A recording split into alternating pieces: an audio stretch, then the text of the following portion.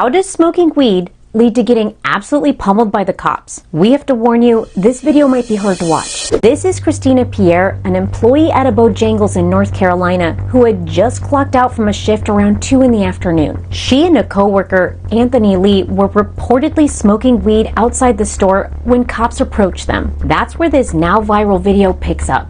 Cops can be seen hitting her repeatedly and telling her to stop resisting, with multiple officers already on top her as onlookers shout out enraged. What the f*** doing that? What the f*** get off her? People are of course questioning the excessive use of force, and cops say there's a lot more to this story. Police say Christina hit a cop in the face before officers got her to the ground.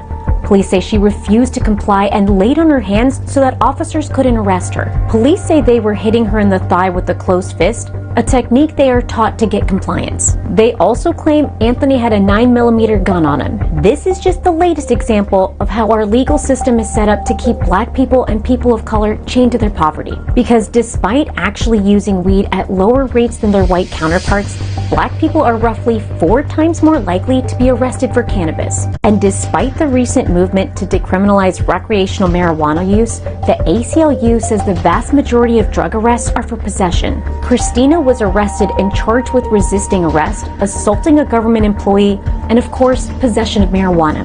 She and Anthony have both been released from jail. Bojangles says they are shocked and saddened and confirm the 2 employees have not been fired.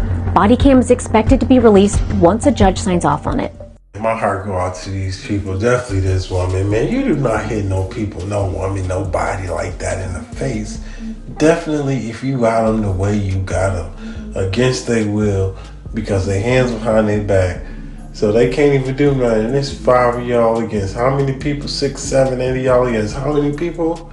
And it took all that.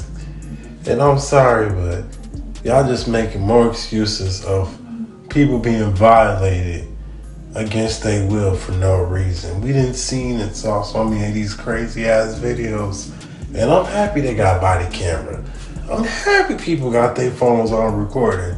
Yeah, you can't intervene with the police because it could be 2 people, 3 people, 4 people, but at the same time, this is just something that's just very crazy to see. This story out of Alabama is up, and the details might be hard to hear. This is 22-year-old Daniel Williams, a father of 2 who was just weeks away from completing a 12-month prison sentence he had gotten for stealing when a warden found him unresponsive in his cell. The warden reportedly called it a drug overdose, but that was clearly bullshit. The prison didn't even alert his family that he was in the hospital until 3 days later, and his fiance is still in shock at the state she found him in. When I went into the room, he had bruises all down his arm, like down to his fingers. He had bruises over here, he had cuts up and down, he had bruises on his legs, and it was bad. He was covered in cuts and bruises all down his arms and legs. It was clear his hands were bound, and a nurse said there were, quote, visible handprint bruises between his legs. People at the jail told reporters he had been kidnapped, bound, assaulted, and rented out by another inmate for days. His father said this. Called the warden and I cussed him out. I was like, dude, you know this is not an overdose case. You know exactly what happened. How's this crap gonna happen like this? After undergoing days of torture and rape, he was pronounced brain dead upon arrival at the hospital. His doctor reportedly said the abuse was unlike anything he'd seen in his 30-year medical career. His family asked for a rape kit to be done, but were initially denied.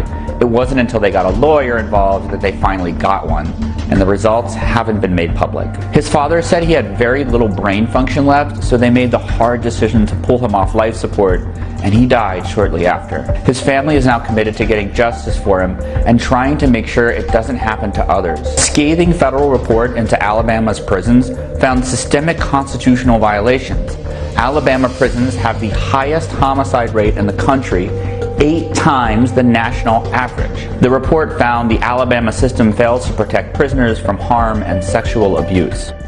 Doses goes to this young man right here, just for the simple fact, I heard about somebody else being treated like this from the jail system. And that's just sad to hear that, you know what I'm saying, he was kidnapped and used the way he was used. And yes, nobody will survive something like that. Woo! If you do survive it, you mentally gonna be so messed up just because you held against your will. And for the prison system to not alert the family and let them know what was going on. I mean, come on.